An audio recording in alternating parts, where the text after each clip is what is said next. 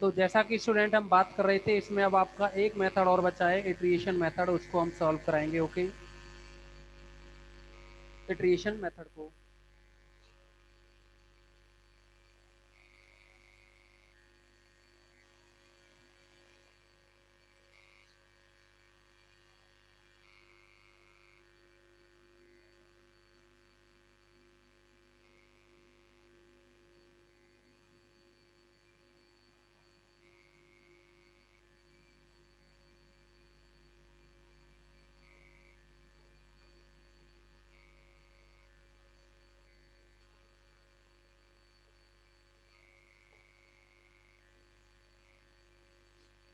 Iteration method में क्या करते हैं हम, जो भी इक्वेशन दे रखा है उससे एक एक्स की वैल्यू निकालते हैं और इसका एक रूट रहे ना, वो किसी और मेथड से निकाल लेते हैं। एक रूट तो क्या है, किसी और मेथड से निकालते हैं, और एक क्या है मेथड, उसमें एक कोई भी रियल रूट्स नहीं होता है, लेकिन वो कोई भी नियरेस्ट रूट होता है और उसके बेस पर हम उसका रियल रूट्स फाइंड आउट करते हैं। तो इस इटरेशन मेथड का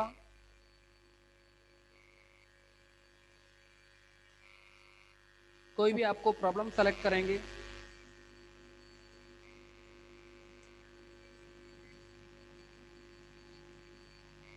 जैसे कि ये एग्जांपल 17 है, और इस इटरेशन मेथड में हम करते क्या है,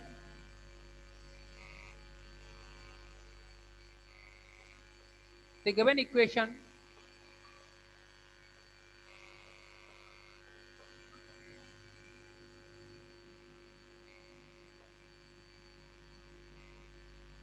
we write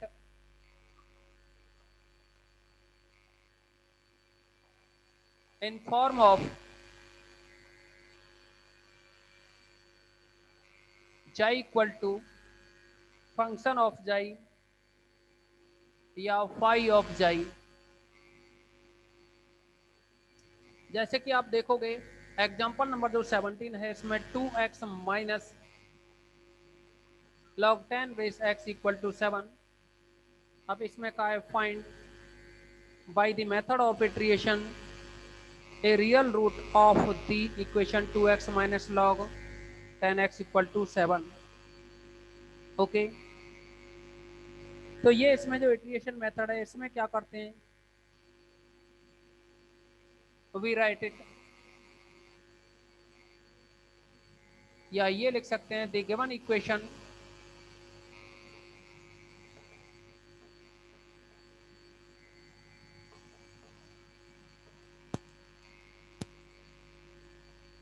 can be written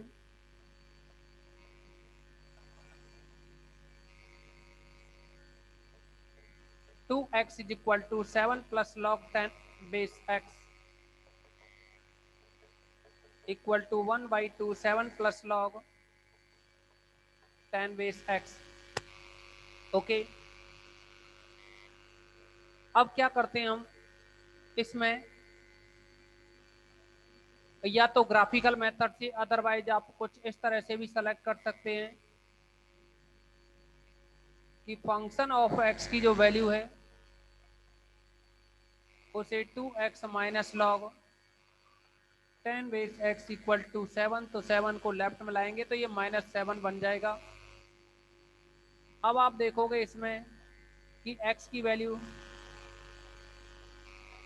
0 रखें या -1 रखें या -2 रखें या -3 रखें या -4 रखें या फिर 1 या 2 या 3 या 4, कौन सी वैल्यू सेलेक्ट की जाए,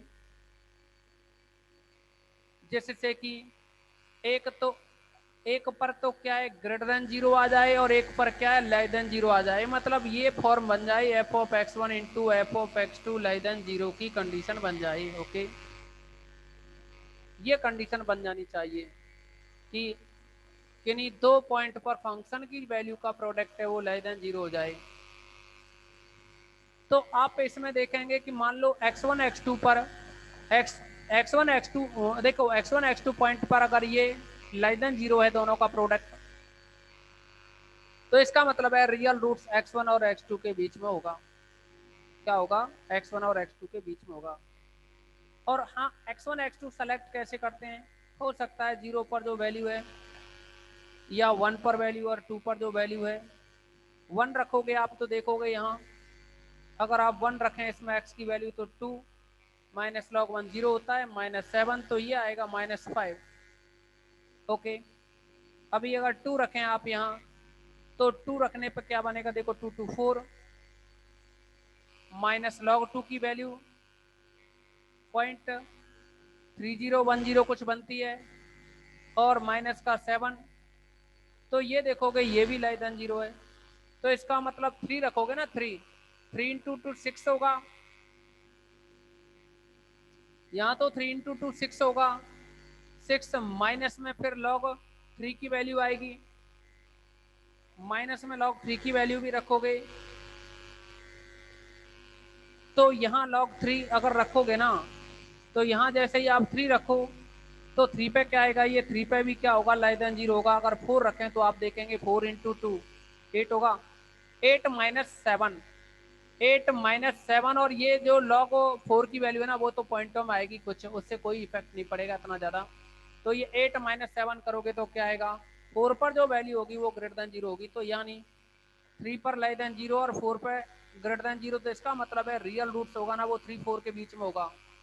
अब 3 4 के बीच में कोई भी पॉइंट मान लो, आप अपने अकॉर्डिंग मान लो, अपने अकॉर्डिंग कोई सा भी पॉइंट मान लो अपने आप ही। जैसे ही हम इसको कैलकुलेशन को करते जाएंगे ना, तो 3 और 4 के बीच में रियल रूट्स मिल जाएगा। अगर आप क्वेश्चन को देखोगे तो उसने 3.8 को सेलेक्ट कर लिया है। कोई जरूरी नहीं है कि आप 3.8 को ही सेलेक्ट करें, आप 3 को सेलेक्ट कर सकते हो, आप 4 को सेलेक्ट कर सकते हो, आप 3.5 को सेलेक्ट कर सकते हो, किसी से भी कर लो। लेकिन हम क्या है, एक्चुअली क्या है कि कैलकुलेशन हमें कैलकुलेटर का देखिए अपने पास क्या है, इस टाइम कैलकुलेटर नहीं है जो साइंटिफिक कैलकुलेटर होता है, तो कैलकुलेशन काफ़ी हार्ड बनती है, लॉग की भी जरूरत पड़ेगी। तो हम क्या है, हमारे पास कैलकुलेशन सीधे एग्जाम्पल से मिल जाती है, तो इसीलिए हम क्या है कि यहाँ 3.8 के अकॉर्डिंग ही करा रहे हैं आपको, ना कि 3 और 4 के बीच में कोई भी पॉइंट 3.5 या कुछ और नहीं ले रहे हैं। आप चाहें तो घर पे आराम से कर सकते हैं 3.8 लेकर के, या 3 लेकर के, या 4 लेकर के, या 3.5 या 3.4 या 3.1, कुछ भी सेलेक्ट करो, आंसर सभी से सेम आना है, ठीक है ना। तो आपको क्या है, हम यहाँ लेट, या ये कहें since f of 3 less than 0 and f of 4 greater than 0, then real roots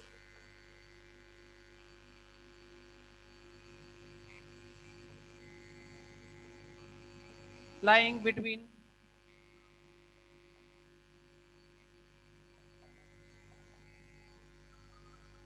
interval 3, 4। Okay, तो जो इंटरवल है ना वो है 3 4 में है। तो लेट इसमें क्या है फिर पॉइंट, यहाँ क्या है कि सेलेक्ट करोगे आप फिर एक पॉइंट एक्स नॉट कह सकते हो उसको। Let x naught equal to, आपको बोला ना 3 4 के बीच में एक्स नॉट की वैल्यू कुछ भी सेलेक्ट करें, जैसा कि हमने कहा हम बुक के अकॉर्डिंग ही सेलेक्ट करके चल रहे हैं। तो एक्स नॉट की वैल्यू 1 सेलेक्ट करोगे तो आप यहाँ फर्स्ट अप्रोक्स निकालोगे। Now first approx,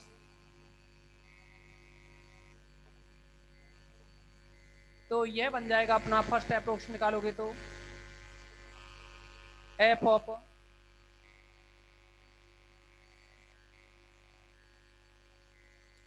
x not की वैल्यू है ना, आप एक्स नॉट की वैल्यू है ना उसको लेकर के चल रहे हैं 3.8, तो आप फर्स्ट अप्रोक्स निकालोगे ना, मीन्स एन इक्वल टू 1।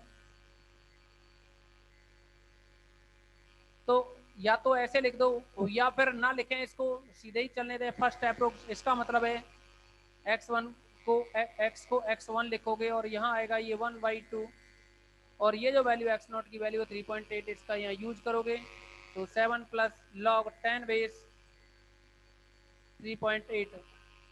जैसा कि हमने आपको बताया लॉग साइंटिफिक कैलकुलेटर अपने पास इस समय है नहीं, लेकिन आपको क्या है लॉग 10 बेस 3.8 का यूज करोगे और इसको सिंप्लीफाई करोगे तो ये वैल्यू बनेगी 3.78989। ओके, ऐसे ही क्या है अभी सेकंड अप्रोक्स थर्ड अप्रोक्स ये सभी निकालेंगे। ये प्रोसेसिंग तब तक रखते हैं जब तक कि ये 3.78 है ना, पॉइंट के बाद 78 जो भी है लगभग सेम ना आने लग जाए। ओके,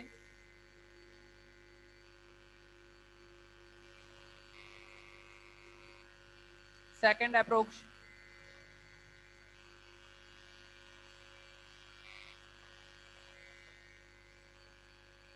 और ये बन जाएगा x2 is equal to 1/2 7 plus 1/2 7 plus log 10 base में जो 3.8 है अब उसकी जगह 3.78989 3.78989 इसका यूज करेंगे। जैसे ही ये कैलकुलेट करेंगे तो ये वैल्यू बनती है 3.78931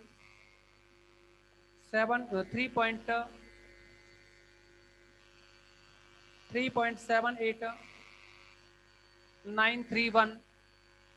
नेक्स्ट ये हो जाएगा सेकंड। अब थर्ड थर्ड आप यहाँ अप्रोक्स कह सकते हो, एट्रिएशन भी कह सकते हो। आप एट्रिएशन वर्ड को यूज करोगे, एट्रिएशन है ना, इसको यूज करें।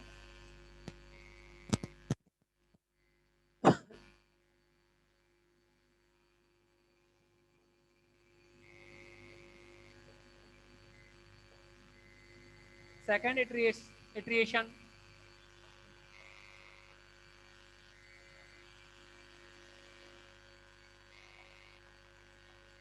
थर्ड एट्रिएशन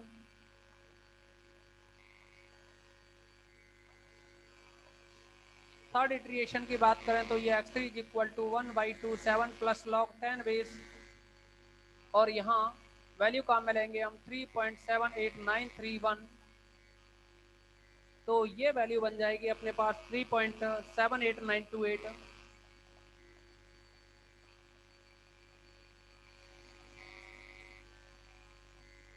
फोर्थ इटरेशन और ये बनेगा यहाँ x4 equal to 1/2 7 plus log 10 base 3.78928 और ये वैल्यू आएगी फिर अपने पास 3.789275। ओके, आप देखोगे पॉइंट से 789 सब सेम आ रही है ना, पॉइंट के बाद 3 डिजिट सब सेम है। तो आप यहाँ लिख सकते हो, आप देखोगे यहाँ 92 ये 4 डिजिट तक सेम आ गया, तो यही काफ़ी है। पहले 8 आया, अब 7 आया, हो सकता है अब 7 ही आ जाए अगला, यहाँ 2 के बाद में 7 ही आया अगले में, तो उसको निकालने की जरूरत नहीं है, यही लिख सकते हो। Therefore, real roots of given equation is 3.789275। Okay, तो ये इस प्रॉब्लम का सॉल्यूशन है।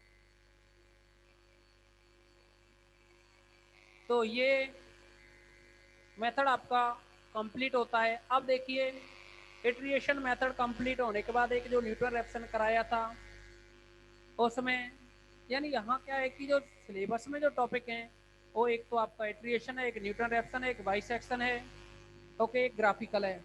यही मेथड है सिलेबस में। तो अब इन सिलेबस यानी ये आपको सभी मेथड्स करा दिए गए हैं और इसके बाद में ये यूनिट क्या है कंप्लीट हो जाती है और कंप्लीट होने के साथ ही ये बुक है वो भी कंप्लीट होती है। अब इसके साथ में 2 यूनिट और हैं और वो 2 यूनिट हैं आपकी एलपीपी की बुक में। तो आपको क्या है अगली जो क्लास होगी उसमें एलपीपी की बुक को स्टार्ट किया जाएगा। ओके, आज की इस मीटिंग में बस इतना ही।